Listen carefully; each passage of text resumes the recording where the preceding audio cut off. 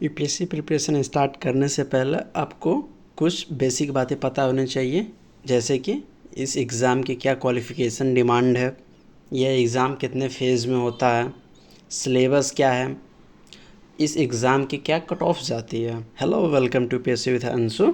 Today we are going to discuss about this. ठीक है, पहले हम क्वालिफ़िकेशन की बात करते हैं। इस एग्ज़ाम की क्या क्वालिफ़िकेशन है। आपके पास कोई भी किसी भी ग्रेजुएट की डिग्री हो चाहिए।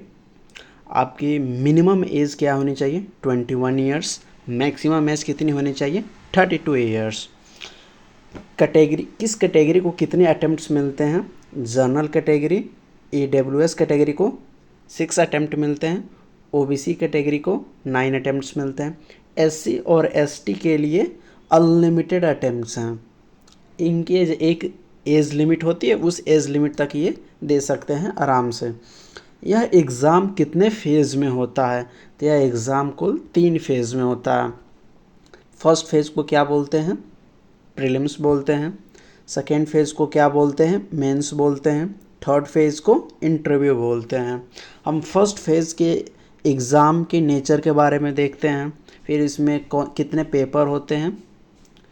फेज़ 1 कैसा होता है? ऑब्जेक्टिव होता है। इस पेपर में नेगेटिव मार्किंग होती है 1/3 की। इसमें 2 पेपर होते हैं। फेज़ 1 प्रीलिम्स में 2 पेपर होते हैं, पेपर 1, पेपर 2, जिसको सी सेट कहते हैं। 200 मार्क्स के होते हैं। दोनों को इक्वल टाइम मिलता है 2 आवर्स का। इसमें 100 क्वेश्चन होते हैं पेपर 1 में। पेपर 2 में 80 क्वेश्चन होते हैं। जो फेज़ 2 होता है वो डिस्क्रिप्टिव होता है, मीन्स लिखने वाला। आपको एक बुकलेट मिलेगा, उस पर क्वेश्चन होंगे, आपको लिखना होगा उसमें। इसमें टोटल 9 पेपर होते हैं, जिसमें से 7 ऐसे पेपर है ना जिनके नंबर्स को फाइनल जब मेरिट लिस्ट बनती है ना उसमें काउंट किया जाता है। ये बहुत ही इम्पोर्टेंट फेज़ है जो कि आपके सिलेक्शन में हेल्प करता है। जो तीसरा फेज़ होता है वो होता है पर्सनालिटी टेस्ट का। जो तीसरा फेज़ होता है वो होता है पर्सनालिटी टेस्ट का, जिसमें ये 275 मार्क्स का होता है, जिसमें आपकी इंटीग्रिटी, पर्सनालिटी, मेंटल अलर्टनेस को चेक किया जाता है। अब हम थोड़ा इस एग्ज़ाम की क्या सिलेबस है ये हम देखते हैं। ये एग्ज़ाम के सिलेबस मैंने आपको पहले बताया था। ये एग्ज़ाम फर्स्ट फेज़ जिसको प्रीलिम्स बोलते हैं, पेपर 1, ये 200 मार्क्स का होता है। ये वो एग्जैक्ट सिलेबस है जो यूपीएससी ने अपने नोटिफिकेशन में डिक्लेयर करता है। Current event of national and international importance की, ठीक है। उसके बाद से आपकी history of India and India national movement, India and world geography, polity है। उसके बाद से इकोनॉमी है, फिर जनरल साइंस। ये बेसिक जो सिलेबस है सबको पता होती है कि हाँ प्रीलिम्स में सिलेबस है।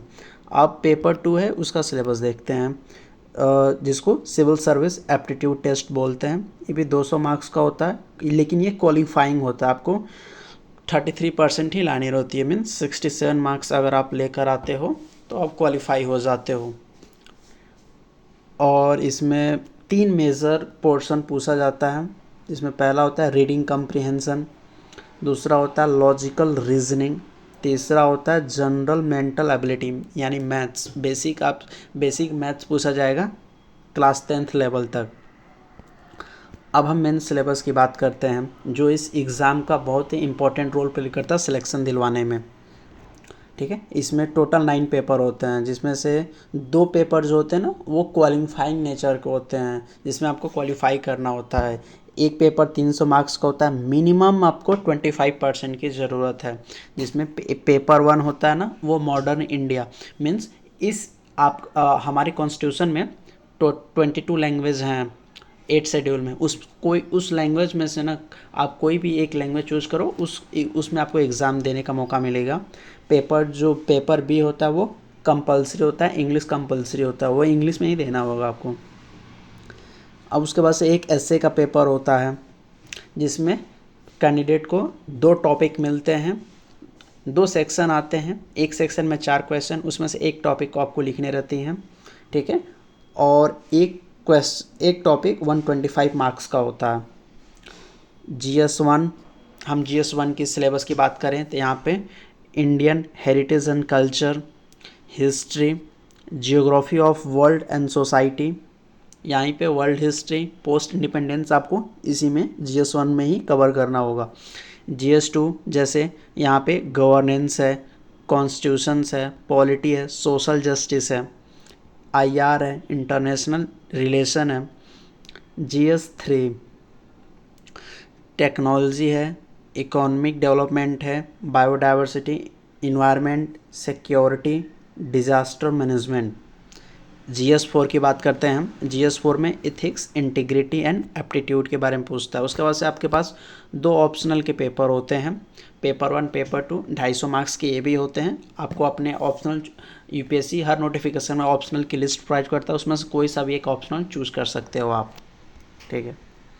अब आइए, अब हम इस एग्ज़ाम की और भी इम्पॉर्टेंट बात समझते हैं कि कुछ टॉपिक्स जो होते हैं ना वो इंटरलिंक होते हैं। जैसे आप GS1 में जो टॉपिक पढ़ोगे वो टॉपिक आपको GS3 में भी पढ़ना पड़ेगा। कुछ एग्जांपल्स के थ्रू हम समझने की कोशिश करेंगे। जैसे कि आप देखो, GS पेपर 1 में सोसाइटी में आप, और GS पेपर 2 सोशल जस्टिस में आप ये टॉपिक्स सेम पढ़ोगे। वीमेन एम्पावरमेंट जब सोसाइटी में पढ़ोगे तो इस एंगल से भी पढ़ना पड़ेगा आपको। पॉवर्टी, पॉपुलेशन, अर्बनाइजेशन, ये टॉपिक्स वो हैं जो इंटरलिंक करके आपको पढ़ना पड़ेगा। देखो GS1 में जियोग्राफी में और GS3 में इन्वायरमेंट एंड डिजास्टर मैनेजमेंट। जैसे आप देखो अर्बनाइजेशन यहाँ पे भी पढ़ोगे, global warming, El Nino, flood, droughts, ये डिजास्टर मैनेजमेंट में भी पढ़ोगे, जियोग्राफी में भी पढ़ोगे। तो ये कुछ ऐसे टॉपिक्स हैं जिनको आपको इंटरलिंक करके पढ़ना पड़ेगा। यहाँ पे देखो और एग्जांपल के थ्रू हम समझने की कोशिश करते हैं। IR, GS2 में आप IR पढ़ोगे और GS3 में भी इंटरनल सिक्योरिटी जब आप पढ़ोगे ना, वहाँ पे भी IR की बहुत इंपॉर्टेंट रोल प्ले करती है। जैसे cross border terrorism, border disputes, जैसे चाइना के साथ हमारा बॉर्डर डिस्प्यूट्स है, पाकिस्तान के साथ हमारा बॉर्डर डिस्प्यूट्स है, ठीक है। अब देखो GS3 में इकोनॉमी, एग्रीकल्चर, और GS पेपर 2 में governance and schemes. In topics में भी कुछ आपको, जैसे लैंड रिफॉर्म्स आप यहाँ पे भी कवर करोगे। GS पेपर 2 में गवर्नेंस और स्कीम यहाँ पे भी कवर करोगे। और भी कुछ एग्जांपल देखते हैं। GS पेपर 4 में आप एथिक्स में गवर्नेंस पढ़ोगे। GS पेपर 2 में भी आप गवर्नेंस पढ़ोगे। सेम टॉपिक भी आपको देखने को मिल जाएगा। केस स्टडीज़ जो GS पेपर 4 में आते हैं वहाँ पे भी आपको देखने को मिल जाएगा गवर्नेंस से रिलेटेड, कि रोल ऑफ सिविल सर्वेंट्स क्या है डेमोक्रेसी में। ये एक इम्पॉर्टेंट टॉपिक है जो आप दोनों जगह पढ़ोगे। अब हम इस एग्ज़ाम की कुछ कट ऑफ के बारे में बात करेंगे कि इस एग्ज़ाम की क्या कट ऑफ जाती है। तीनों हम फर्स्ट फेज़ में भी डिस्कशन करेंगे, सेकेंड फेज़ की डिस्कशन करेंगे, और फाइनल लिस्ट में भी क्या कट ऑफ जाती है वो भी डिस्कस करेंगे। जो अभी तक रुके होंगे बच्चे उनके लिए बहुत इंपॉर्टेंट होगा एग्ज़ाम की, कैसे क्या प्रिपेयर करना है, किस पे कितना ध्यान देना है, कितने क्वेश्चन को टारगेट करना है, इसको देखते हुए आपको समझ में आ जाएगा। आप देखो ये प्रीलिम्स की कट ऑफ है। 2023 में 75 मार्क्स गई थी। क्यों गई थी? क्योंकि इस ईयर एग्ज़ाम बहुत ही टफ आया था। 2022 में ये नंबर थी कट ऑफ की। ये जो भी मैं आपको कट ऑफ बता रहा हूँ ना, ये जनरल कैटेगरी के हिसाब से बता रहा हूँ मैं। 2022 में 92 गई थी, 2019 में 98। ये फेज़ 1 की कट ऑफ है। फेज़ 2 की कट ऑफ देखो 741 आउट ऑफ 1750, 748, 745, 736, 751। ऑलमोस्ट मोटा मोटी आप देखोगे तो 750 अगर आपकी आती है तो आप सेफ जोन में माने जाते हो कि आपका मेंस क्लियर हो जाएगा। फाइनल कट ऑफ के लिए आपको 953 ऑलमोस्ट, अगर आपकी 950 एबव 950 प्लस रहती है ना तो आपको फिक्स रहता है कि आपको कोई ना कोई आपका सिलेक्शन हो जाएगा, आपको रैंक मिल जाएगा अच्छे से। चलिए अब नेक्स्ट वीडियो में हम क्या डिस्कस करेंगे कि जो हमने ऐसे GS 1 2 3 4 देखा ना, इसमें पॉइंट वाइज टॉपिक को पॉइंट वाइज जो UPSC डिटेल्ड टॉपिक देता है ना, हम उस पर डिस्कशन करेंगे। मिलते हैं हम आपको नेक्स्ट वीडियो में।